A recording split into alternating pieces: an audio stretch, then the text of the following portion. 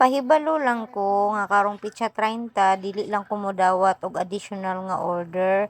Ang katong naa natay mga existing nga order mao lang to ang among i-cater ana nga day kay schedule na siya sa graduation ug recognition sa ako ang mga anak kay kabalo naman ta nga karong katapusan kasagara nga mag-graduate og mag-closing ang mga bata sa elementary. Maunang perti na jud ang taong bisiha sa mga inahan sa pagpagwapa, pagpariban sa ilang mga buhok. Natingala ko kisa mo jud mo graduate ang ilang anak o ang mga inahan. Hehehe.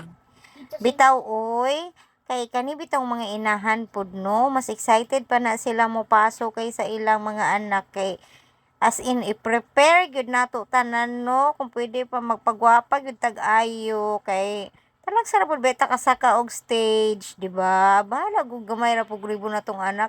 Ang importante nakalampos sila, nahuman na nila ang ilahang level, ana nga grade. Busy na kaayo ang mga department stores, mga salon, kay syempre palit sa mga sanina, mga gifts sa ato ang mga anakens.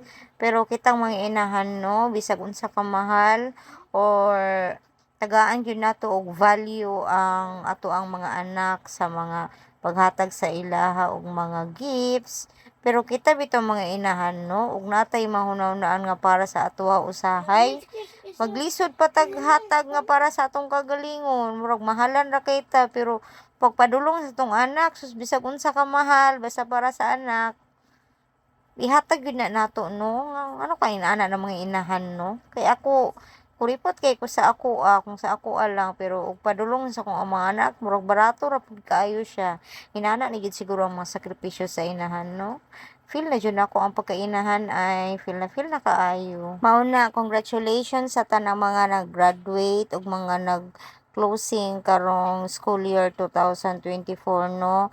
Ug congrats pod sa mga inahan, mga ginikanan nga nagsakripisyo nga aron mapa-eskwela ang mga anak.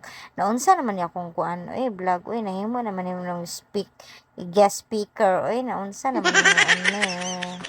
Bitaw congrats may gabi isa tanan ha.